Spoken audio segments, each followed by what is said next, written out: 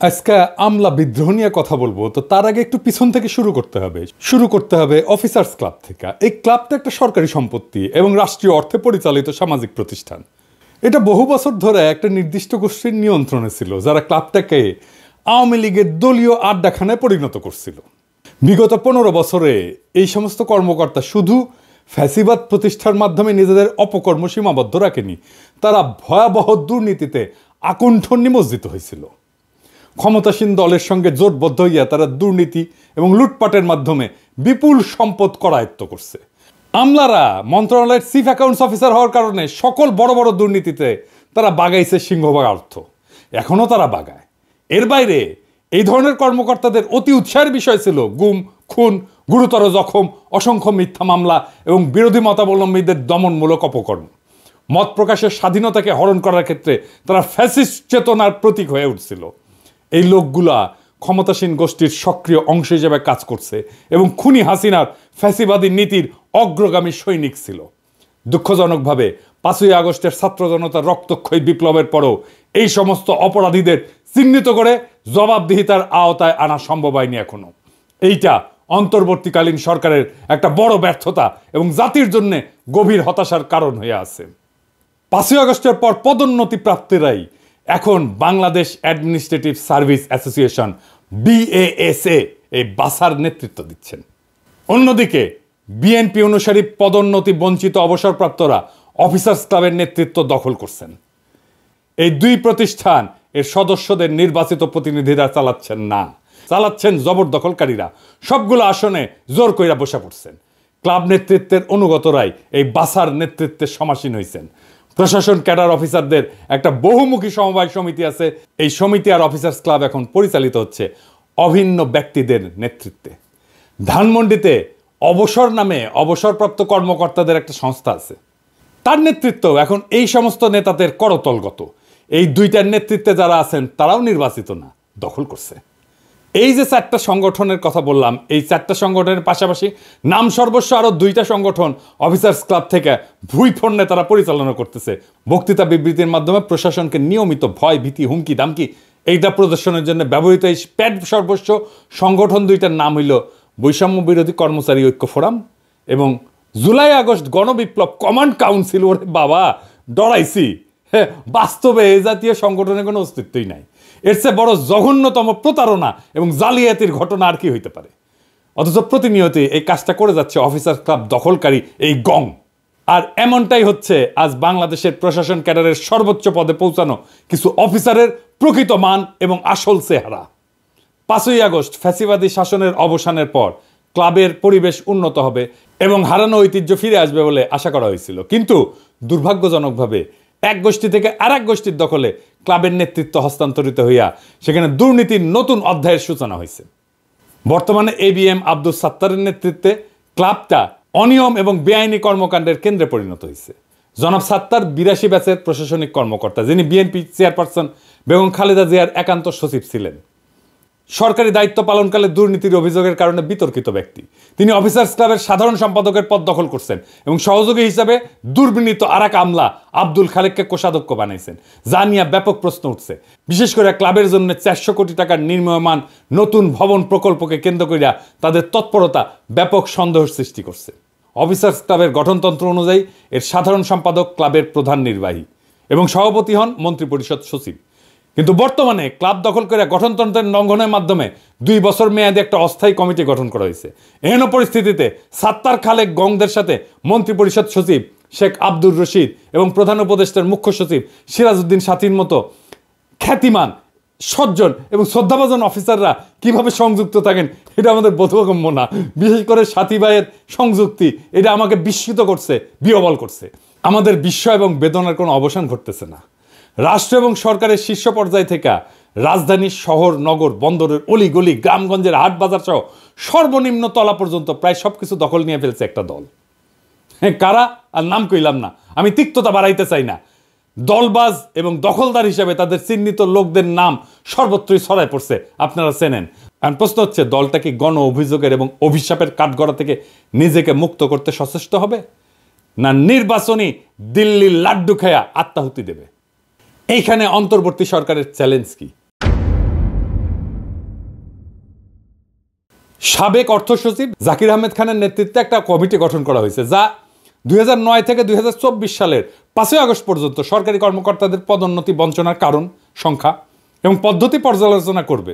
তবে এই কমিটি শুধুমাত্র প্রশাসন ক্যাডারের কর্মকর্তাদের ভূতাপেক্ষ পদোন্নতির সুপারিশ করায় ইতিমধ্যেই তারা নিরপেক্ষতার মানদণ্ডে ব্যর্থ হয়েছে এবং তাদের বৈধতা প্রশ্নবিদ্ধ হয়েছে। বেসামরিক প্রশাসনের পাশাপাশি সামরিক প্রশাসনেও বিপুল সংখ্যক কর্মকর্তাকে পদোন্নতি বঞ্চিত করা হয়েছে। এমনকি অনেককে চাকরিচ্যুত করা হয়েছে। বিডিআর হত্যাকাণ্ড সহ বিভিন্ন ষড়যন্ত্রে বহু সেনা অফিসার নিহত হয়েছেন, আহত হয়েছেন। টর্চার সেলের নির্মম অত্যাচারের মাধ্যমে অনেককে বছরের পর বছর নিপীড়ন করা হয়েছে, অনেককে চাকরি হারাইছে প্রতিবাদ করার জন্য। দেশ ছাড়া হয়েছেন অনেকে। দেশবাসী আশা করছিল খুনি হাসিনার পতনের পর এই সমস্ত হত্যা নিপীড়নের বিচার হবে, যোগ্য কর্মকর্তারা এবং তাদের সম্মান এবং পদ ফিরে পাবেন এবং পদোন্নতি বঞ্চিতদের বঞ্চনা দূর হবে। কিন্তু হতাশাজনকভাবে দেখা যাচ্ছে শুধুমাত্র প্রশাসন ক্যাডারের পদোন্নতি বঞ্চিতদের সুবিধা প্রদানের আয়োজন করা হয়েছে। অন্য কোনো ক্যাডারের, এমনকি সামরিক বাহিনীর নিপীড়িত এবং পদোন্নতি বঞ্চিতদের জন্য কোনো পদক্ষেপ গ্রহণ করা হয়নি। এটা বৈষম্যের চরম উদাহরণ। বৈষম্য দূরীকরণ কি শুধুমাত্র একটা ক্যাডারের সুবিধা প্রদানের মধ্যে সীমাবদ্ধ থাকবে, নাকি এটা সর্বস্তরে বঞ্চিতদের জন্য বাস্তবায়িত হওয়া উচিত? আপনারাই বলেন, কোনটা ইনসাফ? রাজনৈতিক কারণ ছাড়াও ব্যক্তিগত স্বার্থের কারণে বিএনপি পন্থী নয়, পদোন্নতি বঞ্চিত অবসরপ্রাপ্ত তেমন অফিসাররাও ভূতাপেক্ষ পদোন্নতি এবং আর্থিক লাভালাভের আশায় অফিসার্স ক্লাবের নেতৃত্বের সাথে জোটবদ্ধ হয়েছে। এই প্রক্রিয়ায় প্রশাসন ক্যাডারের বাইরে অন্য কোনো ক্যাডারকে বিবেচনায় নেওয়া হয়নি। এতে বিএনপি অনুসারী এবং বিএনপি বিরোধী মিলিয়া প্রায় 764 জনের পদোন্নতি ইতিমধ্যে চূড়ান্ত পর্যায়ে পৌঁছে গেছে। শুধুমাত্র শেষ নোটিফিকেশনটা বাকি। ভূতাপেক্ষ পদোন্নতির তালিকায় মহাভাগ্যবান কর্মকর্তাদের মধ্যে সচিব পদে 119 জন, গ্রেড 1 পদে 41 জন, অতিরিক্ত সচিব পদে 528 জন, যুগ্ম সচিব পদে 72 জন এবং উপসচিব পদে 4 জনের নাম অন্তর্ভুক্ত করা হয়েছে। এরাই দলে বলে জড়ো হইয়া ঈপ্সিত পদোন্নতির জন্য নিয়মিতভাবেই সভা, সমাবেশ, অবস্থান, এই কর্মসূচি চালায় উত্তেজনা ছড়াচ্ছেন। হীন ব্যক্তি স্বার্থ চালিত এই সমস্ত আমলারা ভুলে গেছেন অন্তর্বর্তীকালীন এই সরকারের প্রথমে পূরণ করতে হবে জুলাই আগস্ট বিপ্লবের প্রায় 2000 শহীদ এবং হাজার হাজার আহতদের পাশে আর্থিক সহায়তা নিয়ে দাঁড়ানোর গণদাবি। এই দাবি আগে পূরণ করতে হবে। শহীদ পরিবারের জন্য সরকার ঘোষিত অনুদান এবং আহত সকলের সুচিকিৎসা নিশ্চিত না হওয়া পর্যন্ত কোথাও কোনো সরকারি চাকরিজীবীকে বাড়তি আর্থিক সুবিধা দেওয়া যাবে না। Full stop. গত 15 বছর সেনাবাহিনী, পুলিশ, বিচারক, ডাক্তার, শিক্ষক, কৃষিবিদ, engineer, BGB, Ansar, customs, VAT, income tax সহ অন্যান্য ক্যাডারের যে সমস্ত কর্মকর্তা নানান নির্যাতনের শিকার এবং পদোন্নতি বঞ্চিত হয়েছেন, তাদের আর্থিক ক্ষতিপূরণ বা ভূতাপেক্ষ প্রমোশন নিশ্চিত না করা পর্যন্ত প্রশাসন ক্যাডারের 764 জনকে দেওয়া বিশেষ সুবিধার কার্যক্রম স্থগিত রাখতে হবে। Full stop. কোনো কথা নাই। প্রধান উপদেষ্টা প্রফেসর ইউনূসকে মনে রাখতে হবে যে তিনি এখন যে কাজটা করতেছেন তা একটা ক্ষুদ্র ঋণ প্রকল্প না, এনজিও না। এটা শহীদ এবং আহত বিপ্লবীদের প্রতি জাতির ঋণ পরিশোধের সবচেয়ে বড় রাষ্ট্রীয় প্রকল্প পরিচালনা করা। তার সমাজসেবার উদার মানবিক মন এ কাজে নিশ্চয়ই গুরুত্বপূর্ণ ভূমিকা পালন করবে। কিন্তু তাকে যে দায়িত্ব আজ পালন করতে হচ্ছে তা যে এক কঠোর এবং কঠিন শতভাগ রাজনৈতিক কর্তব্য, পলিটিক্যাল টাস্ক, তা এখনো তিনি না বুঝলে ক্রমশ বিপদ বাড়বে। এইবার আসেন এই যে প্রশাসনিক স্বার্থান্বেষী মহল, এইটা নিয়ে কিছু আলাপ করি, তাহলে বুঝবেন এই আমলা বিদ্রোহের শিকড় কোথায়। অন্যদিকে হঠাৎ কইরা প্রশাসন সংস্কার কমিশন প্রাথমিকভাবে তাদের কয়েকটা সুপারিশ প্রকাশ করলে প্রশাসন ক্যাডারের কর্মকর্তারা সকল রীতিনীতি, আইন কানুন ভেঙে বিক্ষোভ প্রদর্শন করতে শুরু করছেন। বিশেষ করে পরীক্ষার মাধ্যমে উপসচিব প্রস্তাবের বিরুদ্ধে চাকরিরতরা প্রতিক্রিয়া দেখাইলে তাদের সাথে অবসরপ্রাপ্ত অফিসাররাও যোগ দেন। স্বার্থান্বেষী এই দুই পক্ষ যৌথ সভার আয়োজন করেন, যেখানে অন্য পেশার কয়েকজন উচ্চকণ্ঠী ব্যক্তিকে ডেকে আনা নিজেদের পক্ষে বক্তৃতা করেন। শুধু তাই না, এই সভায় ফ্যাসিস্ট সরকারের দোসর, সহযোগী এবং সুবিধাভোগী হিসেবে পরিচিত 2014, 2018, 2024 অনুষ্ঠিত জাতীয় সংসদ নির্বাচন পরিচালনাকালে ডিসি, ইউএনও হিসেবে দায়িত্ব পালনকারী কর্মকর্তাবৃন্দ সদল বলে যোগদান করে, যাদের অনেকেই বর্তমানে অতিরিক্ত, যুগ্ম এবং উপসচিব হিসেবে দায়িত্বরত অফিসার। সংবিধান, গণতন্ত্র, মৌলিক অধিকার লঙ্ঘনকারী এই সমস্ত ক্রিমিনাল কর্মকর্তারা আন্দোলনের এক ডামাডোল সৃষ্টি কইরা তাদের ঘৃণিত অতীত পরিচয় মুছে ফেলার সুযোগকে কাজে লাগাইতে কৌশলে সবার সাথে একাকার হয়ে যাওয়ার অপকর্মে সক্রিয়ভাবে অংশ নিতেছেন। বাংলাদেশের মানুষের স্মৃতি থেকে কখনো কি এই সকল অপরাধের কাহিনী মুছে যাবে? এটা কখনোই সম্ভব না। এই ক্যাডারেরা, এই সচিবালয়ের এই কর্মকর্তারা কি বিবৃতি দিছিল দেখেন আন্দোলনের সময়। আমরা এটা ভুলি নাই। ক্ষতিগ্রস্ত রাজনৈতিক পক্ষ 2008 সালের নির্বাচনকে বাংলাদেশের সেই সময় সেনাপ্রধান মঈনুল আহমেদের পরিচালনায় ভারত সরকারের তৎকালীন বিদেশমন্ত্রী প্রণব মুখার্জির ইন্ধনে অনুষ্ঠিত একটা পাতানো নির্বাচন হিসাবে বিবেচনা করেন, যার উদ্দেশ্য ছিল খুনি হাসিনাকে ক্ষমতায় আনা। তবে তত্ত্বাবধায়ক সরকার ব্যবস্থা বিলুপ্তি পরবর্তী পর্বের নির্বাচনের ধারা ছিল বাংলাদেশের রাজনৈতিক ইতিহাসের সবচেয়ে অগ্রহণযোগ্য, ঘৃণিত এবং কলঙ্কিত অধ্যায়। 2014 সালে অনুষ্ঠিত একতরফা বিনা ভোটের নির্বাচনটা, যেখানে 153 জন এমপি বিনা প্রতিদ্বন্দ্বিতায় জয়ী হন, তা দেশবাসীর মধ্যে ব্যাপক ক্ষোভ এবং নিন্দার সৃষ্টি করছিল। এরপর 2018 সালের নিশিরাতের নির্বাচন ছিল এক কালিমালিপ্ত অধ্যায়। সেখানে ডিসি, এসপি, ইউনো এবং ওসিদের নেতৃত্বে রাতের আধারে ব্যালট পেপার নৌকা সিলমেরা ব্যালট বাক্স ভর্তি করা হয়েছিল। এছাড়া সর্বশেষ 2024 সালের ডামি নির্বাচনও এক মহাকেলেঙ্কারি হিসেবে লেখা থাকবে, যা ভোটের মাধ্যমে জনগণের স্বাধীন ইচ্ছা এবং পছন্দ অনুযায়ী সরকার গঠনের সকল ধারণাকে ধূলিসাৎ করে দিছিল। এসব নির্বাচন শুধুমাত্র গণতন্ত্রের অবমাননা না, দেশের ঐক্য, রাজনৈতিক স্থিতিশীলতা এবং বিশ্বাসযোগ্যতার জন্য এক বড় ধরনের বিপদ হয়ে দাঁড়াইছিল। 2014, 2018 এবং 2024 জাতীয় সংসদ নির্বাচন এবং ফ্যাসিবাদী শাসনামলে পরিচালিত স্থানীয় নির্বাচনে দায়িত্ব পালনকারী জেলা প্রশাসক, এসপি, ইউনো, ওসিদের চিহ্নিত কইরা তাদের জবাবদিহিতার আওতায় আনা প্রয়োজন। অনেক দেরি হয়ে গেছে, কিন্তু এখন এই কাজ শুরু করতে হবে। ওই সময়কার সকল প্রধান নির্বাচন কমিশনার, অন্যান্য কমিশনার, তথাকথিত ভোট ব্যবস্থাপনা এবং আইন শৃঙ্খলা রক্ষার দায়িত্বপ্রাপ্ত সংশ্লিষ্ট বিভিন্ন মন্ত্রণালয়ের সচিব, পুলিশের আইজিপি, তাদের বিভিন্ন বিভাগ, আনসার বিজিবির নানান স্তরের উচ্চপদস্থ কর্মকর্তা সহ সংশ্লিষ্ট সকল অফিসার কর্মচারীকে অবশ্যই অভিযুক্তের কাঠগড়ায় দাঁড় করাইতে হবে। কারণ এদের ভূমিকা গণতন্ত্রের ক্ষতি সাধন এবং ভোটাধিকার হরণের ক্ষেত্রে অত্যন্ত গুরুত্বপূর্ণ ছিল। 2 নাম্বার, এই কর্মকর্তারা ফ্যাসিবাদী শাসনের ইচ্ছা পূরণের জন্য নিরপেক্ষতা বিসর্জন দিচ্ছেন, সরকারি চাকরিবিধির লঙ্ঘন এবং প্রশাসনিক ক্ষমতার অপব্যবহার করছেন। 3 নাম্বার, তাদের কার্যক্রম তদন্ত কইরা উপযুক্ত শাস্তির ব্যবস্থা করা হলে ভবিষ্যতে এই ধরনের অনিয়ম প্রতিরোধ করা সম্ভব হবে। এইবার আসেন এই অসৎ আমলাতন্ত্রের সাথে রাজনৈতিক মৈত্রী কিভাবে হইছে বিরোধী দলের, যারা ফ্যাসিবাদ বিরোধী লড়াই করছে, সেইটা একটু দেখে নিই। ফ্যাসিবাদের অনুসারীদের সাথে বিএনপিপন্থী অফিসারদের একটা অশুভ মৈত্রী হয়েছে। এই মৈত্রীর বিষয়টা দলের হাইকমান্ডের নজরে পড়লেও তারা এই নিয়ে কোনো পদক্ষেপ গ্রহণ না করে নীরবতা অবলম্বন করতেছেন। অন্তর্বর্তীকালীন সরকার চাপে পড়ায় দলটার নেতারা আমোদিত হচ্ছেন। সরকারকে কোণঠাসা কইরা দলটা জনপ্রশাসনের উপর তাদের আধিপত্য বৃষ্টির চেষ্টা করতেছে, যা আগাম নির্বাচন এবং ভবিষ্যতের ভোট যুদ্ধে ছলে বলে কৌশলে ব্যালট বাক্সে নিজেদের ভোট বাড়ানোর জন্য সহায়ক হবে বলে তারা চিন্তা করতেছেন।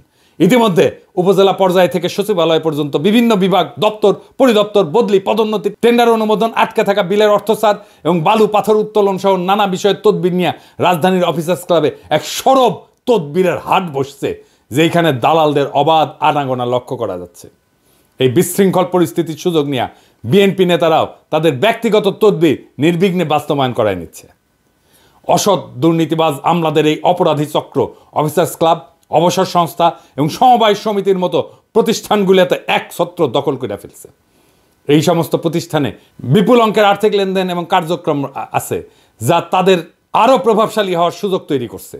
এর ফলে তারা প্রশাসনের অভ্যন্তরে ব্যাপক কর্তৃত্ব প্রতিষ্ঠা করতে সক্ষম হয়েছে এবং তাদের আস্পর্ধা এমন মাত্রায় পৌঁছাইছে যে তারা লাগামহীন উচ্ছৃঙ্খল আচরণে সাহস পাচ্ছে। উদাহরণ হিসাবে বলতে চাই, জনপ্রশাসন সংস্কার কমিশনের প্রধানের বিরুদ্ধে মানহানিকর বক্তব্য করা, তার পদত্যাগের দাবি তোলা এবং 4 জানুয়ারির মহাসমাবেশের আয়োজনের ঘোষণা, এই সমস্ত কার্যক্রমের একমাত্র উদ্দেশ্য হলো প্রশাসনের উপর একছত্র আধিপত্য বিস্তার এবং রাষ্ট্রের এই গুরুত্বপূর্ণ অঙ্গকে নিজেদের নিয়ন্ত্রণে নিয়ে আসা। জনপ্রশাসন সহ সরকারের বিভিন্ন প্রতিষ্ঠানে অসৎ এবং দুর্নীতিবাজদের মধ্যে আজ যে সার্বজনীন ঐক্যের ধারা পরিলক্ষিত হচ্ছে, তা বাংলাদেশের গণতন্ত্র এবং সুশাসনের স্বপ্নকে কার্যত দুরূহ করে তুলবে। এই হীন স্বার্থবাদী গোষ্ঠী নিজেদের অনৈতিক কার্যক্রম চালায় যেতে ইতিমধ্যে সুবিধাজনক রাজনৈতিক মিত্র খুঁজে পাইছে এবং তাদের মধ্যে শক্তিশালী সমঝোতা গড়ে উঠছে। তাদের এই সংঘবদ্ধ কার্যক্রম সংস্কার অভিমুখী নীতিমালা বাস্তবায়নের পথে বড় ধরনের প্রতিবন্ধকতার সৃষ্টি করবে। প্রশাসনের এই গণবিরোধী অংশ কৌশলে রাজনৈতিক এবং প্রশাসনিক সিদ্ধান্তগুলোকে নিজেদের স্বার্থের অনুকূলে নিয়ে আসার চেষ্টা করছে, যা জনস্বার্থের সম্পূর্ণ উল্টা দিকে। দুর্নীতির এই ধারাবাহিকতা রক্ষার চেষ্টা সফল হলে শুধু রাষ্ট্রীয় সম্পদ লুটপাটে না, ন্যায় বিচার এবং জনস্বার্থ রক্ষার মতো মৌলিক কার্যক্রমগুলো ধ্বংস হবে। এই গোষ্ঠী তাদের ক্ষমতা ধরে রাখার জন্য রাজনৈতিক পৃষ্ঠপোষকতাকে হাতিয়ার হিসেবে ব্যবহার করতেছে এবং বিভিন্ন পর্যায়ে তাদের প্রভাব বিস্তার করতে সক্ষম হচ্ছে। এর ফলে প্রশাসনিক কাঠামো দুর্বল হয়ে পড়তেছে এবং জনস্বার্থের জায়গায় ব্যক্তিগত গোষ্ঠীগত দলীয় স্বার্থকেই অগ্রাধিকার দেওয়া হচ্ছে, যা একটা স্বাধীন কার্যকর গণতান্ত্রিক রাষ্ট্র পরিচালনার ক্ষেত্রে সবচেয়ে বড় ধরনের হুমকি। সরকার বিরোধী ষড়যন্ত্র এইখান থেকেই উত্থিত হয়েছে। কিভাবে আসেন দেখি। আজ দেশের সরকার বিরোধী তৎপরতার প্রত্যেকটা ক্ষেত্রে ফ্যাসিবাদের অনুগত কিছু কর্মকর্তার যোগসাজশ স্পষ্টভাবে লক্ষ্য করা যায়। 5 আগস্ট ঐতিহাসিক পরিবর্তনের পর কয়েক সপ্তাহ তারা ভয়ে নিষ্ক্রিয় থাকলেও এখন সক্রিয় হয়ে বুক চিতায় সরকার বিরোধী কর্মকাণ্ডে লিপ্ত। 2014 সালের বিতর্কিত নির্বাচনের সময় দায়িত্ব পালনকারী জেলা প্রশাসকেরা আজ সরকারের অতিরিক্ত সচিব, 2018 সালের ডিসিরা আজ যুগ্ম সচিব, 2024 সালের ডিসিরা উপসচিব পদে রয়েছেন। অতীতে খুনি হাসিনার আশীর্বাদে গুরুত্বপূর্ণ পদে আসীন হওয়া এই কর্মকর্তাদের এখন একমাত্র লক্ষ্য হলো সরকারকে ব্যর্থ প্রমাণ করে দেশে নৈরাজ্যকর পরিস্থিতি সৃষ্টি করা। দেখেন, যারা হাসিনার গুণগান করতে করতে কাইত হয়ে পড়তো, তারাই আজ এই আমলা বিদ্রোহের নেতা। আজকে প্রশাসন ক্যাডারের হৃদয়ের যে রক্তক্ষরণ, প্রশাসন ক্যাডার যে বৈষম্যের শিকার হওয়ার সম্ভাবনা, সেই সম্ভাবনাকে আপনাদের সামনে তুলে ধরার জন্য আমি হাজির হয়েছি। সম্মানিত সুধী, অনেকে বলে থাকেন আমাদের এই সাহস থেকে আসে। আমাদের সাহসের পেছনে কোনো সংখ্যা নেই, আমাদের সাহসের পেছনে কোনো ষড়যন্ত্র নেই। আমাদের সাহসটা বুঝতে হলে এই ডিসকোর্সের গভীরে আসলে ঢুকতে হবে, সিলসিলাটা জানতে হবে, জানতে হবে জনকল্যাণ কি, রাষ্ট্র কল্যাণ কি এবং প্রশাসন ক্যাডারের সাথে তার সম্পর্ক। আমি আজকে প্রশাসন ক্যাডারের মতামতটা একটু জানাইতে চাই আপনাদের কাছে বিনীতভাবে। আমি শুরু করব জনপ্রশাসন সংস্কার কমিশন যেটি গঠিত হলো, যেটি একটি প্রশাসন গঠন করবে। আমরা জানি যে এই প্রশাসন 1920-এ আসছিল বা 1910-এ 15-তে যখন আধুনিক রাষ্ট্রের জন্ম হলো, যখন বলা হলো যে আধুনিক রাষ্ট্রকে পরিচালনা করতে হলে মেধাভিত্তিক, নিরপেক্ষ, আইন কানুন মেনে চলে এরকম একটা গ্রুপ অফ সিভিল সার্ভেন্টস দরকার।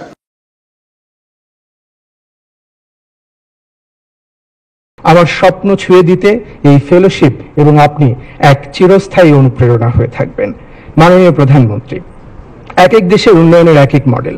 1,47,000 বর্গ কিলোমিটারে প্রায় 17 কোটি মুখ, এত বিপুল সংখ্যক মানুষের খাদ্য, বস্ত্র, বাসস্থান, চিকিৎসা ও শিক্ষা নিশ্চিত করে উন্নত জীবনের স্বপ্ন দেখানোর যে অর্থনীতি, সেটি কোনো সহজ উন্নয়ন অর্থনীতি নয়। সেখানে তত্ত্বকে সাহস দিয়ে মোকাবেলা করতে হয়, যেটি আপনি করেছেন। অর্থনীতির এই মডেলকেই অনেকে শেখ হাসিনা মডেল বলেন এবং আমরা এই মডেলে 2041-এ যেতে চাই। আপনার সুস্বাস্থ্য ও দীর্ঘায়ু কামনায় শেষ করছি। সকলকে ধন্যবাদ। জয় বাংলা, জয় বঙ্গবন্ধু। দেখেছেন কারা? কিছু উপদেষ্টা এই কর্মকর্তাদের দক্ষ বলে প্রশংসা কইরা তাদের গুরুত্বপূর্ণ পদে নিয়োগ দিচ্ছেন এবং আরো পদোন্নতির জন্য সুপারিশ করতেছেন। কিরকম উপদেষ্টা দেখেন তাইলে। কিন্তু বাস্তবে তারা ছদ্মবেশে সরকারের বিরুদ্ধে অন্তর্ঘাত চালায় যাচ্ছেন। কোন আক্কেলে বিএনপি জামাতের সমর্থিত আমলা এদের সাথে মিলা সরকার বিরোধী ষড়যন্ত্রে লিপ্ত হয়েছেন? কার স্বার্থে? কাকে সুবিধা দিতে? আপনারা ওই মতলববাজ আমলাদের চিনেন না? আপনাদের দলের ফেসবুক বিপ্লবীরা একদিকে আমাকে বলে নৈরাজ্যবাদী, কিন্তু আপনারা এখন কি করতেছেন? কোন সুরাজ্য করতেছেন? এই আমলা বিদ্রোহের আগুনে ঘি ডাইলা কার স্বার্থ রক্ষা করতেছেন? এই প্রশ্ন জনতার কাছে আপনাদেরকে দিতে হবে। এই গোষ্ঠী কৌশলে সরকারের অভ্যন্তরে বিভ্রান্তি এবং অস্থিতিশীলতা সৃষ্টি করতেছে। মতলববাজ এমন কর্মকর্তাদের চিহ্নিত কইরা দ্রুত এদের প্রতিরোধের পদক্ষেপ গ্রহণ করা জরুরি। একই সঙ্গে সরকারের গুরুত্বপূর্ণ পদে নিয়োগের ক্ষেত্রে সতর্কতা অবলম্বন এবং প্রাসঙ্গিক যোগ্যতা যাচাই করা আবশ্যক।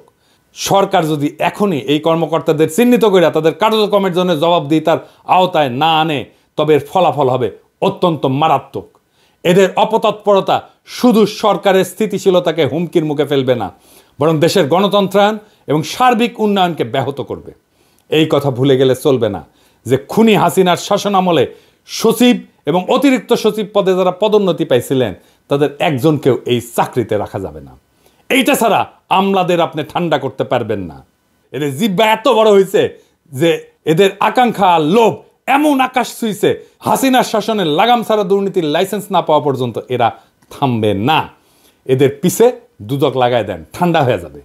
এই জন্যই দুদকের চেয়ারম্যান হিসেবে এমন কাউকে চাইছিলাম যে আমলা না। এখন বুঝছেন তো, প্রফেসর ইউনূসের সরকার এমন এমন জায়গায় গ্যাঞ্জাম লাগায় রাখে যেটা পরে তাদেরকেই বিপদে ফেলে। আরে আপাদ মস্তক করাপ্ট একটা ব্যুরোক্রেসিরে দাবরানি দেওয়া 1-2 এর ব্যাপার। ভালো হইয়া যান আমলা ভাইয়েরা, কাম কাজে মন দেন। এই দিন না করলে আরো দিন আছে। রাজনৈতিক দলগুলো আপনাদের হুজুর হুজুর করতে পারে, শেরের উপরে শোয়াশের আছে। আপনাদের হ্যাডম জয় বাংলা করে দিতে পারবে এমন শক্তিও বাংলাদেশে আছে। ফুটেন, বাড়ির যান, যা কামাইছেন ওইটা নিয়ে থাকেন। শেষে ম্যাঙ্গো আর স্যাক বোধ গান হয়ে যাবে, কারণ জনতা জেগে আছে। টাইগার আভি তাক জিন্দা হয়, ইনকিলাব জিন্দাবাদ।